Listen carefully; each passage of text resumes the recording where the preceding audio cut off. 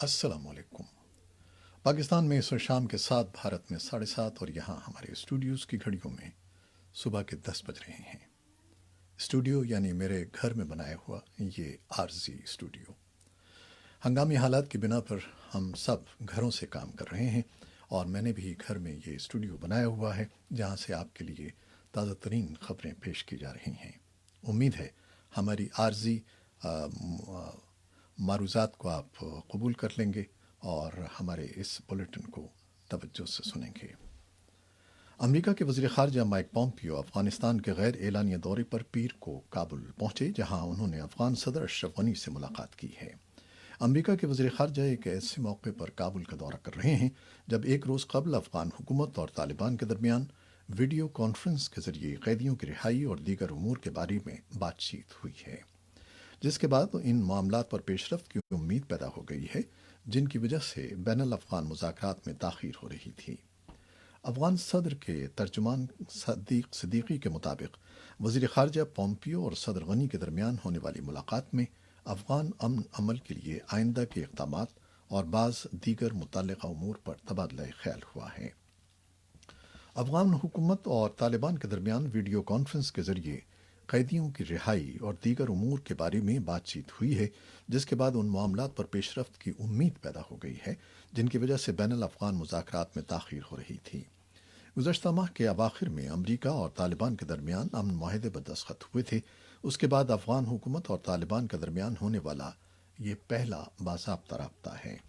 Twitter پر اس بات چیت کی تصدیق کرتے ہوئے امریکہ کے نمائندہ خصوصی برائے افغان مفاہمت زلمے خلیل زاد نے کہا کہ امریکہ اور قطر نے قیدیوں کی رہائی کے لیے افغان حکومت اور طالبان کے درمیان ویڈیو کانفرنس کے اہتمام کے لیے سہولت فراہم کی ہے۔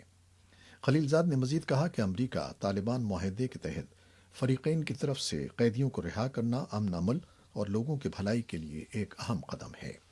ادھر قطر میں واقع طالبان کے سیاسی دفتر کے ترجمان سہیل شاہین نے بھی ایک ٹویٹ میں اتوار کو امریکہ اور قطر کے نمائندوں کی موجودگی میں ہونے والی بات چیت کی تصدیق کی ہے۔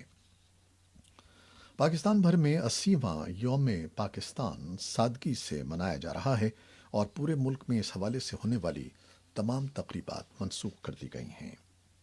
اور اب پاکستان اور دنیا بھر میں کرونا وائرس کی کچھ تفصیل۔ پاکستان کی وزارت داخلہ نے ملک بھر میں فوج تعینات کرنے کی منظوری دے دی ہے۔ اس سلسلے میں وزارت داخلہ کی طرف سے نوٹیفیکیشن جاری کر دیا گیا ہے۔ چاروں صوبوں گلگت بلتستان اور پاکستان کے زیر انتظام کشمیر کے حوالے سے الگ الگ جاری نوٹیفیکیشنز میں ملک بھر میں کرونا وائرس کی صورتحال سے نمٹنے کے لیے فوج تعینات کرنے کی منظوری دے دی گئی ہے۔ ملک بھر میں فوج ضلع انتظامیہ کی جانب سے بتائے گئے مقامات پر تعینات کی جائے گی اور کرونا وائرس کے ممکنہ پھیلاؤ کو روکنے کے لیے لوگوں کی آمد و رفت کو روکنے کا کام کرے گی۔ چیف کمشنر اسلام آباد کی درخواست پر وزارت داخلہ نے اسلام آباد میں فوج تعینات کرنے کی منظوری دے دی ہے۔ وزارت داخلہ کی طرف سے جاری نوٹیفیکیشن کے مطابق چیف کمشنر اسلام آباد عامر احمد علی نے گزشتہ روز فوج کو درخواست کی تھی، جسے وفاقی حکومت نے منظور کر لیا ہے، اور وزارت داخلہ نے اس سلسلے میں نوٹیفیکیشن جاری کر دیا ہے۔ پاکستان میں کرونا وائرس کے بڑھتے ہوئے خطرات سے نمٹنے کے لیے ملک کی سیاسی قیادت اور وفاق و صوبائی حکومتوں کے درمیان حکمت عملی کا فقدان دکھائی دیتا ہے۔ وزیر اعظم عمران خان نے اتوار کو کرونا وائرس کے حوالے سے قوم سے خطاب میں لاک ڈاؤن نہ کرنے کا فیصلہ سنایا تو صوبہ سندھ کے وزیر اعلیٰ نے اعلان کیا کہ 15 دن کے لیے صوبے بھر میں لاک ڈاؤن رہے گا۔ قائد حزب اختلاف شہباز شریف بھی ملک میں یکساں لاک ڈاؤن کا مطالبہ کر رہے ہیں، تو پیپلز پارٹی کے سربراہ بلاول بھٹو نے صورتحال پر متفقہ حکمت عملی اور قومی اتفاق رائے کے لیے کل جماعتی کانفرنس بلانے کا اعلان کیا ہے۔ پاکستان میں کورونا مریضوں کی تعداد 803 ہو گئی ہے، جبکہ ہلاک ہونے والے افراد کی تعداد 6 ہو گئی ہے۔ حکومت کے مطابق گزشتہ 24 گھنٹوں کے دوران مزید 27 مریضوں میں کرونا وائرس کی تصدیق ہوئی ہے۔ اسلام آباد کے مضافاتی علاقے بارہ میں ایک مسجد میں مقیم تبلیغی جماعت کے 6 ارکان میں کرونا وائرس کی تصدیق ہو گئی، جس کے بعد علاقے کو سیل کر دیا گیا ہے۔ اسلام آباد شہر اس وقت لاک ڈاؤن نہیں ہے، البتہ پنجاب اور سندھ کو لاک ڈاؤن کر دیا گیا ہے۔ پاکستان میں کورونا کی صورتحال کے باعث پاکستان میں مقیم अमरीकी सिफारतखाने के 75 एहलकार वापस अमरीका रवाना हो गए हैं। इस सिलसिले में अमरीकी सिफारतखाने के तर्जुमान ने तस्दीक की और कहा कि 14 मार्च को अमरीकी स्टेट डिपार्टमेंट ने किसी भी सिफारती मिशन से रजाकाराना वापसी की इजाज़त दी थी। इजाज़त सिफारती एहलकारों और उनके अहल खाना के लिए जो खुद को कोरोना के फैलाव की सूरत हाल में रिस्क समझते हैं। ये इजाज़त उनके लिए भी थी जिन्होंने जायज़ वजूहात की बिना पर किसी स्टेशन से रुखसत की दरख्वास्त की थी। पाकिस्तान के सूबे पंजाब की हुकूमत ने आइंदा 14 रोज़ के लिए सूबे भर में दुकानें, शॉपिंग मॉल्स और दीगर अवामी मकामात बंद करने का ऐलान किया है। ताहम वज़ीर आला उस्मान बुज़दार ने कहा है कि ये लॉकडाउन या कर्फ्यू जैसी सूरत हाल नहीं है। कोरोना वायरस के पेश नज़र सिंध भर में हुकूमत सिंध की जानिब से 15 रोज़ का लॉकडाउन किया गया है, जिसमें हर तरह की कारोबारी, समाजी, सियासी और मजहबी सरगर्मियां मुअत्तल रखने का फैसला किया गया है। और कोरोना से कोयटा में एक शख्स हलाक, मुतासरा मरीजों की तादाद 104 हो गई है।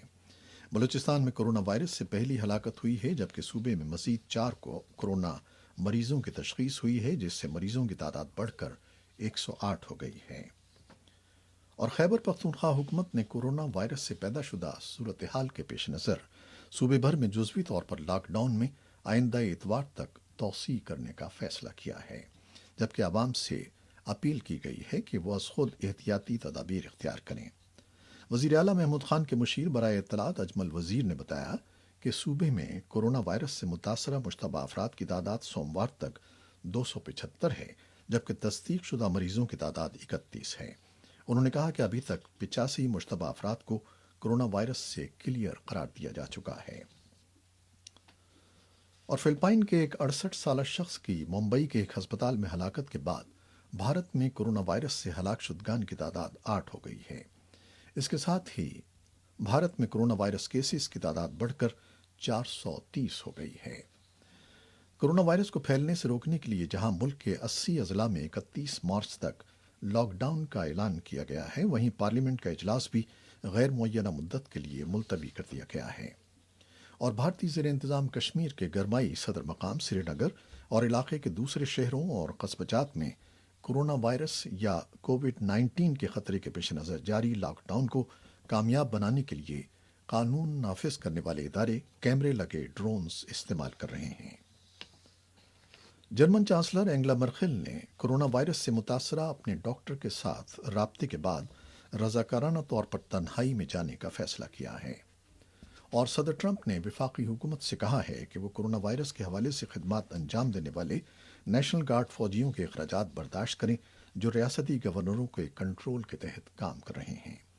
व्हाइट हाउस में इतवार के रोज़ एक न्यूज़ कॉन्फ्रेंस से खिताब करते हुए सदर ट्रंप ने खासतौर पर कैलिफोर्निया, न्यूयॉर्क और वाशिंगटन रियासत का जिक्र करते हुए कहा कि ये 3 रियासतें कोरोना वायरस से सबसे ज़्यादा मुतासर हुई हैं और नेशनल गार्ड्स इन इलाकों में तिब्बी सहूलतों के मराकज़ कायम करेंगे और सेक्टरों में मास्क, गाउन, रेस्पिरेटर्स और दीगर इमदादी अशिया तकसीम करेंगे।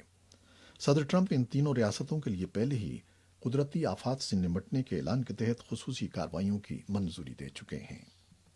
न्यूयॉर्क के गवर्नर एंड्रियो कोमो समेत मुतादिद रियासतों के गवर्नर व्हाइट हाउस से मुसलसल अपील करते रहे हैं कि तिब्बी सहूलतों की फराहमी के लिए कौमी सतह की कोशिशें तेज की जाएं। कोरोना वायरस की वबा के पेश नज़र सन 2020 के ओलंपिक खेलों को मौसर करने के सिलसिले में दबाव बढ़ रहा है और इटली में इस वायरस में मुब्तला अफराद की तादाद में तेज़ी से इजाफे के तनाजुर में दुनिया भर के ममालिक ने अपने शहरियों को घरों तक महदूद रहने की हिदायत दी है। इस साल ओलंपिक खेलों की मेज़बानी जापान को करना है। जापानी वज़ीर आज़म शिंजो आबे ने कहा है कि अगर ओलंपिक खेलों का इनेकाद मुकम्मल तौर पर मुमकिन न हो सका तो उसे मौखर करने के सिवा कोई चारा नहीं होगा, ताहम खिलाड़ियों को तहफ़्फ़ुज़ फराहम किया जाएगा। ऑस्ट्रेलिया की ओलंपिक कमेटी के एहलकारों ने कहा है कि अगर टोक्यो ओलंपिक खेलों का इनेकाद प्रोग्राम के मुताबिक जुलाई में किया जाता है तो ऑस्ट्रेलवी एथलीट उसमें हिस्सा नहीं लेंगे। कनाडा की ओलंपिक कमेटी भी ये ऐलान कर चुकी है कि उसके एथलीट इन ओलंपिक खेलों में हिस्सा नहीं लेंगे। कनाडा ने ओलंपिक खेलों को 1 साल तक मुलतवी करने की सिफारिश की है। और बैनुल अक़वामी ओलंपिक कमेटी ने इतवार के रोज़ कहा था कि वो टोक्यो ओलंपिक्स के इनेकाद के हवाले से مختلف امکانات پر غور کر رہی ہے اور اس سلسلے میں حتمی فیصلہ 2 ہفتے کے اندر کر لیا جائے گا۔ یہ تھیں وہ خبریں جو فیس بک لائیو پر ہم نے آپ کے لیے پیش کیں۔ خالد حمید کو کیمرہ مین فواد الیاس کے ساتھ اجازت دیجیے گا۔ اللہ حافظ۔